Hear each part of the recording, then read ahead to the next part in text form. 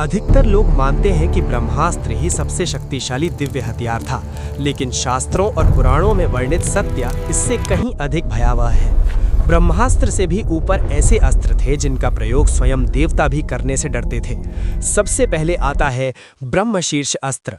ये ब्रह्मास्त्र से 4 गुना अधिक शक्तिशाली माना जाता था।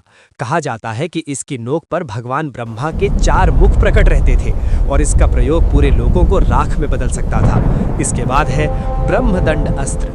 ये अस्त्र ब्रह्मशीर्ष से भी अधिक विनाशकारी था। मान्यता है कि इसकी नोक पर भगवान ब्रह्मा के 5 मुख विद्यमान रहते थे। ये अस्त्र केवल युद्ध नहीं बल्कि पूरे ब्रह्मांड का अंत करने में सक्षम था। अब बात करते हैं उस अस्त्र की जिसे लोग साधारण समझ लेते हैं, महादेव का त्रिशूल। ये कोई सामान्य हथियार नहीं था। त्रिशूल 3 शक्तियों का प्रतीक था, सृष्टि, पालन और संहार। कहा जाता है कि जब त्रिशूल पूर्ण क्रोध में छोड़ा जाता तो वो केवल शरीर नहीं, आत्मा तक को नष्ट कर देता था। ये अस्त्र काल, कर्म और चेतना तीनों पर प्रहार करता था। इसके बाद आता है नारायणास्त्र। ये अस्त्र शत्रु की संख्या और आक्रामकता के अनुसार स्वयं को और अधिक शक्तिशाली बना लेता था। जितना अधिक विरोध उतनी ही भयानक बाण वर्षा। ये उन गिने चुने मंत्रमुक्त अस्त्रों में से था जिनका सामना करना असंभव माना गया है।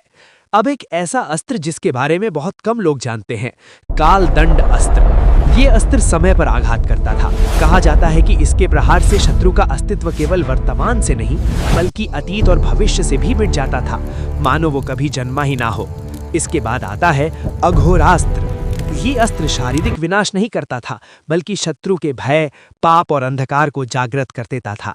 जिस पर इसका प्रयोग होता वो स्वयं अपने ही भय से नष्ट हो जाता था। और अंत में सबसे भयानक पाशुपतास्त्र। इसे सृष्टि का अंतिम अस्त्र कहा गया है। ये अस्त्र युद्ध के लिए नहीं बल्कि संहार के लिए था। इसके प्रयोग से केवल सेनाएं नहीं, पूरी सृष्टि का अंत संभव था। इसी कारण इसे कभी पूर्ण रूप से प्रयोग नहीं किया गया। अब प्रश्न ये है कि सबसे शक्तिशाली अस्त्र कौन सा है और कितने अस्त्र के बारे में आप जानते थे? तो कमेंट में जरूर बताना। ओम नमः शिवाय। शिवम शिवम।